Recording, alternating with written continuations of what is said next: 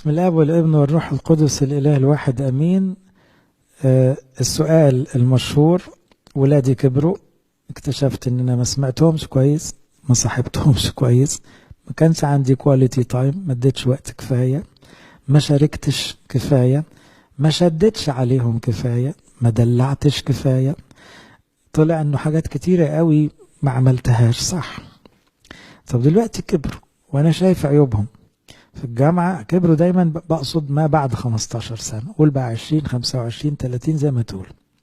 شايف عيوب واضحة، بس بدل كبروا ما بقوش يسمعوني. طبعا أول رسالة عاوز أقولها: أب وأم يفضلوا ينصحوا عيالهم بعد 16 سنة، ده تقريبا تضييع وقت. ومش بس تضييع وقت، ده نوع من الاستفزاز غالبا، لأنه كده اتأخرنا. التنبيهات والتوجيهات والتأديبات والصياحات والحاجات دي كلها تأثيرها بعد السن ده تقريبا ملوش لازم. كان لازم قبل كده كتير نحط كل المبادئ أولنا في أول 10 سنين.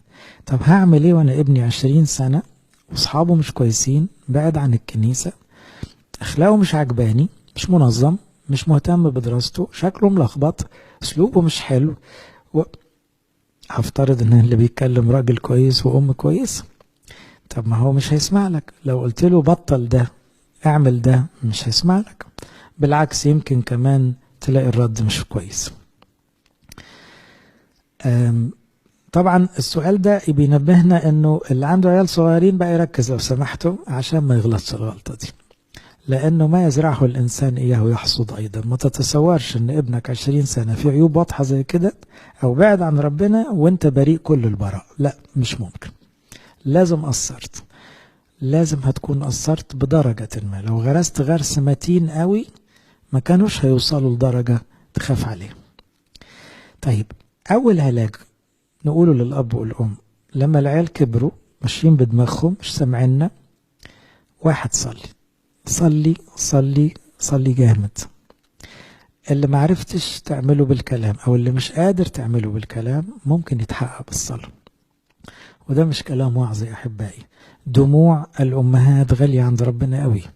أب وأم بيركعوا بيصرخوا لأولادهم: يا رب عوض تقصيرنا، لم أخطأنا، صلح اللي خربناه في عيالنا، ما كناش قدوة كويسة، ما لحقناش نغرس المبادئ صح، ما ربناهمش في الكنيسة كفاية، اتصرف يا رب.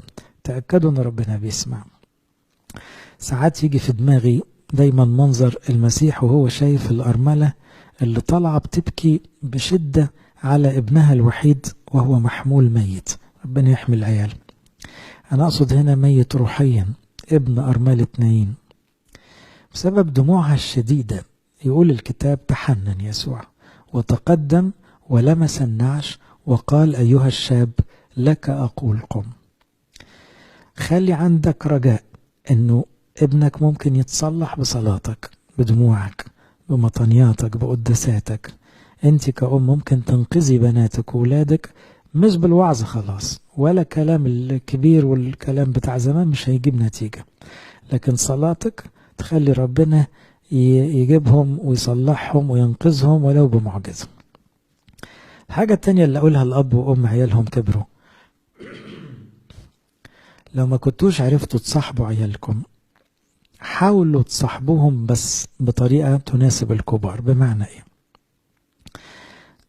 جرب كأب تجيب ابنك في يوم وتقول له: عاوز أقول لك حاجة، أنا غلطت في حقك، وتذكر عدة نقاط من اللي قلناها انت حاسس فيها بالتقصير. انا يا ابني كنت بزعق كتير، او انا ضربتك وانت صغير، او انا يمكن جرحتك قدام اصحابك، او انا ما كنتش قدوة كويس، او انا كنت مشغول عنك زيادة، او انا ما احترمتش والدتك كفاية وانا عارف ان ده تعبك. مجرد انك تعترف امام ابنك وهو شاب كبير باخطائك، انت بتعمل مصالحة بينه وبين نفسه الاول. هو بيهدى لان هو كان الكلام ده عاوز يقوله بس مش قادر يقوله، وده لسبب غضبه عليك او غضبه منك، وغضب مدفون. ويمكن ده سبب انفجاره انه مش ماشي كويس او مش عاوز يمشي زي ما انت كنت عاوزه يمشي. لما بتقف موقف المعتذر بأدب قدام ولادك، ده مش بيقلل كرامتك، بالعكس ده بيضيف الى احترامك، لانك بتقول كلام موزون. وطبعا كلنا ممكن نضيف بعد ده كله نقول بس أنا عملت كده عن جهل، ما كنتش واعي إن ده ممكن يتعبك. أنا طبعا بحبك وكنت أتمنى ما أقصرش معاك. فما فيش مانع تدي العذر في الآخر اللي يؤكد إن أنت ما قصدتش طبعا تجرح ابنك أو تكلفه التكلفة العالية. فرأيي يا أحبائي أي أب وأم يقدروا على المصالحة دي، بالذات وهم شايفين ولادهم بعاد عنهم نفسيا وفي مشاكل كبيرة بيعدوا بيها ومش عارفين يوجهوهم، في رأيي دي بتضيف كتير. على فكرة ممكن تلاقي ابنك يصدك، وممكن لو الفجوة بينكم كبيرة ممكن يقول لك كلام صعب، يقول لك اتأخرت قوي على الكلام ده، أو يقول لك أخيرا لما فهمت، أو يقول لك ما يفرقش معايا الكلام ده، أو أنت دي مقدمة عشان لسه هتنصحني. يجوز من رصيده ومعلوماته عنك ما يكونش مستأمن قوي الجملتين دول. ما صعبش عليك، ما تتنرفز، احنا فعلا مقصرين في حق ولادنا، نستاهل ان احنا معلش نعاتب منهم بأي درجة لأنه احنا عاوزين ننقذهم. بس ارجع اقول لك حتى لو رد مش لطيف، تأكد ان هذا الموقف اللي نادرا ما كنت عملته طول حياتك، الموقف ده مفيد لي جدا. انه اخيرا بابا خد باله من اخطائه، اخيرا ماما اعترفت ان طريقتها غلط. ده بيريحك، بيريح ولادك، فانت كده بتريحهم نفسيا عشان يقدروا هم يصلحوا حياتهم. مش هتقدر تصلح حياتهم بعصايتك خلاص، ولا بالاوامر ولا بالتنبيهات. حاجة كمان اقولها، في العشرينات من العمر او ما بعد يعني 16 سنة، التأثير الاكبر على اولادنا الاصدقاء. لو هم اصدقاء كنيسة يعني نشكر الله، طبعا مش كل اصدقاء الكنيسة على نفس الدرجة. أصدقاء العالم طبعا شيء مخيف. كلنا فاكرين مثل الابن الضال، أنه الاتنين ذكروا أصحابه. الابن الضال بذر ماله بعيش مسرف مع أصحابه، والابن الأكبر قال جملة مش حلوة، قال جديا أفرح بيه مع أصدقائي. فواضح أن الشابين دول اللي خلاهم ما يطلعوش حلوين زي أبوهم برضو أصحابهم. إنما أتصور كده لو أب لقى انه ابنه مش ماشي تمام، وهو ملوش الدالة او ملوش الصداقة اللي تسمح له يتكلم بصراحة او يفيد ابنه اكتر من كده، لو عرف يلاقي صديق قديم ابنه بيحبه وصديق عاقل. الصديق العاقل في المرحلة دي ممكن الاب يبقى من ورا بيزق الصديق على ابنه ويتصارح معه ويقول له يا ابني خليك قريب من ابني، انا مش بيسمع لي قوي بس انا شايفه مش مركز مع ربنا، بيختار اختيارات غلط، دخل في علاقة مش تمام، هيضيع نفسه بالحاجات دي. حبيبي انت تعرف تكلمه، انا مش هعرف اكلمه. وده مش عيب ان الاب والام يعملوا كده، لانه ده احنا بنعمل اي حاجة ننقذ ولادنا او نكمل ما نقص من تربيتهم بالنسبة لنا. برضو هنا يدخل مطرح الصديق الوفي المفيد اب الاعتراف. لو كان ابنك بيعترف وقعد فترة يعترف وبعد عن الاعتراف، ساعات دالة أب الاعتراف تبقى لا تقل عن دالة الأب والأم. ساعات لو كان علاقته بأب اعترافه قوية ولو في مرحلة ما، افتقاد أبوه الروحي ليه ينقذه ويعدله. وممكن تبقى بتقول للأب الروحي يا ابونا أنا قصرت بس الولد مش بيحترمنا دلوقتي، فيجوز يعرف هو اللي يظبط الحتة دي بينه وبين ابنك من غير ما انت تظهر في الصورة. برضو نقطة ثالثة،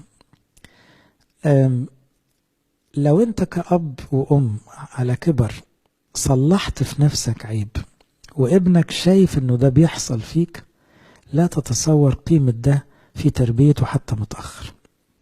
يعني هتصور أب كان عصبي جدا وابنه شايل منه من عصبيته ويمكن طلع عصبي زيه، وبعدين لقى ان باباه على كبر ابتدى ما يتعصبش وعامل كنترول على نفسه هايل، وبقى مهذب جدا في التعامل مع الناس ومع والدته ومعاه. تأكد ان دي رسالة لي انه يا ابني الغلط يتصلح، وانا بحاول اصلح في نفسي، فالدور عليك انت كمان صلح في نفسك، وبلاش تحطني شماعة انا خليتك تطلع عصبي بس اديني بصلح في نفسي، فانت كمان تقدر تصلح في نفسك. فاحيانا جهادنا الشخصي توبتنا قدام اولادنا بيظبطها، لكن خلي بالكوا اباء وامهات ما بيعرفوش يسكتوا على كبر. تفضل البنت فوق 20 سنة ومامتها بتكلمها كأنها في حضانة، خدتي الفلوس معاكي وانت نازلة، حاسبي مش عارف ايه. طبعا البنت بتبقى متغاظة من الاسلوب، يا ماما انا كبرت، الكلام ده قلتيهولي 1000 مرة، الكلام ده بقى يغيظني يستفزني، طب يا ماما حاولي تقولي كلام غير كده.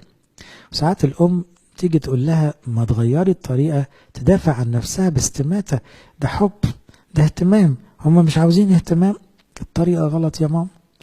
خلاص كفاية ما تستفزيهمش، ده القديس بولس قال لا تغيظوا أولادكم. ما ينفعش على كبر أعامله هو كأنه صغير، ما ينفعش على كبر أحرمه من حريته، ما ينفعش. احنا قلنا قبل كده ان الحرية بتزيد مساحتها كل ما يكبر، في وقت معين لازم ياخد نفس مستوى الحرية بتاعك. انت بتقرر لنفسك، هو يقرر لنفسه. انت هتقول الادفايس وهتقولها بمنتهى الحدود والتأدب، عاوز يا ابني تسمعني ماشي، مش عاوز الحياة بتاعتك، انت اللي هتكمل والقرار ليك، قرار مش ليا، انا مجرد بقول لك رأيي. حتى في الجواز على فكرة. وعشان كده لما بلاقي اب وام مسيطرين بزيادة على شاب، بتأكد انه مش هيعرف يعيش، وممكن يدخل في اختيارات غلط، ولو حصل مشكلة في مستقبله هيحملهم ذنب المشكلة، وممكن يقلب عليهم تماما في مرحلة ويتفاداهم ويقطع معهم خالص بسبب التحكم الزائد. فاحذروا من التحكم مع الكبار. كمان في بعض الحوارات بقوا بيعملوها بعض الناس العاقلين، انه مثلا تبقى معشي اولادك مع الكبار بقى خلاص، وبعدين تقول لهم ايه رأيكم كل واحد يقول ميزة وعيب في التاني، وخلاص عيلة في بعض، وياخدوها بشكل ضاحك وساخر، بس على فكرة هم بيطلعوا حاجة مكبوتة. لأنه لو عرفت تعملها ممكن تفاجأ ان ابنك بيتهمك انك كنت بخيل. اياك تدافع عن نفسك في اللحظة دي، اسمع اللي بيقوله وما تدافعش، لانك لما بتدافع بيقول في باله ما هو ما فيش فايدة، يا ريتني ما اتكلمت، بابا هيفضل طبعا ما بيغلطش وانا اللي بغلط وخلاص. انما لو اديته فرصة يطلع شكوته منك، الحقيقة انت لازم تقول له انا ما كنتش واخد بالي من كده، بس يجوز معك حق، يعني هحاول اخد بالي بس طبعا اتأخرت. مجرد انك استقبلت التهمة اللي بيقولها لك واقتنعت بيها، ده مفيد ليه هو، انه يعني هيقربوا منك نفسيا، هيتعارف عليك بشكل جديد كان يمكن نفسه فيه من 10 سنين، انك ايوه نعرف نتكلم دلوقتي، لان واضح انك استقبلت مني لما بقولك فيك عيب. احنا كبار للأسف ساعات ما بنستحملش ان ولادنا يشاوروا على عيب فينا، بنبقى مستكترينها واقفين لها بشدة، عيب يا ولد، احنا الكبار احنا ما بنغلطش، انتوا بتغلطوا، كل ده غلط.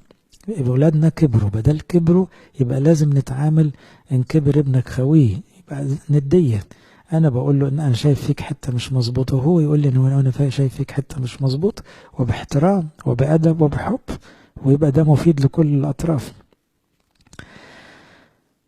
ما تيأسوش من ولادكم مهما كبروا ومهما بعدوا ومهما لخبطوا، مهما احنا قصرنا. احنا قلنا الصلاة هتحل كتير قوي، القرب من ربنا بيشيل كتير قوي. كمان خلينا اقول حاجة، الشباب ممكن لو دخل خدمة في الكنيسة تكون فتحت له باب يصلح في نفسه كتير. في رأيي الخدمة بتكمل تربية أولادنا أكتر مننا. جو الخدمة السوي لما بيهتم بفقراء أو بأطفال أو بمسنين أو بمرضى أو بقضية في المجتمع، الخروج خارج النفس يعطي نضج للإنسان.